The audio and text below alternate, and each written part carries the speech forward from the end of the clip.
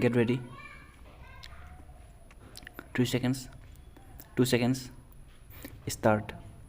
At best, the materials as collected by the investigating agency show, according to Mr. Goswami, nothing more than the fact that the appellant was involved in obtaining checks and realizing the money therefrom without supplies having been met, and that subsequent to obtaining of checks and realization of money therefrom, the appellant had supplied materials in part to the concerned government departments. There are several such contractual agreements where payments are made in advance.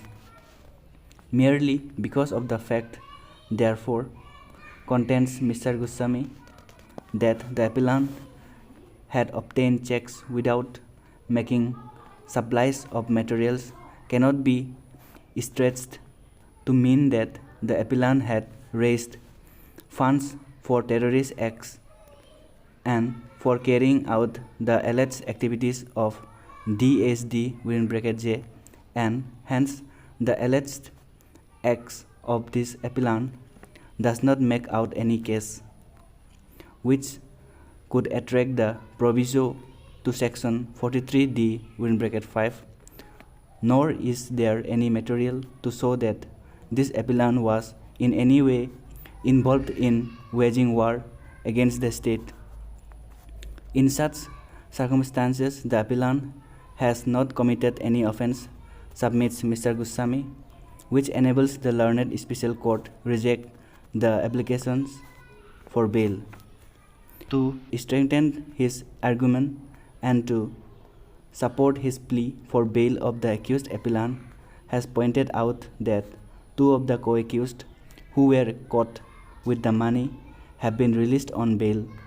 It was therefore, according to Goswami, highly unjust and illegal not to have released the present appellant on bail, particularly when there could be no genuine apprehension that the appellant would not be available to face trial and he would interfere with the conduct of trial. In support of his submissions, Mr. Goswami has placed reliance on the case of Gurbaksh Singh Sibia versus State of Punjab 1980 to SCC 565, SN Thapa versus State of Maharashtra 1994 for SCC 38.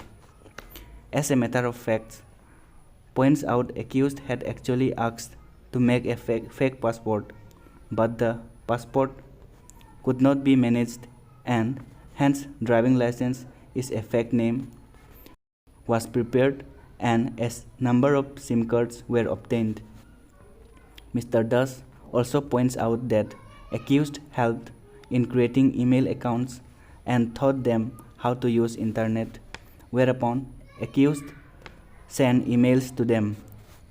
They also sent emails to NDFB regarding providing of shelter and logistics to the cadres of DSD (J). In return of the help, he received money and free trip to Goa. As terrorism has become a threat to the very existence of human society, and terrorist activities have not remained a localized crime, a number of national agencies which can coordinate and oversee investigation into the offences, having national and cross-border, was deemed necessary. It is to meet this requirement that the NIA has been given birth. Whether under the scheme of our Constitution, the NIA is or is not a valid legislation has not been debated in the present set of cases. It needs to be borne in mind that while granting bail, though a detailed examination of the evidence and elaborate documentation of the merits of a given case is not to be undertaken, the court owes a duty to assign reason for prima facie concluding as to why bail was being granted. So lays down the Supreme Court in Puran versus Ramvilas 2001 6 SCC 338. From the discussion held above, what surfaces is that a court, while granting or refusing bail, must assign the reasons for its decision.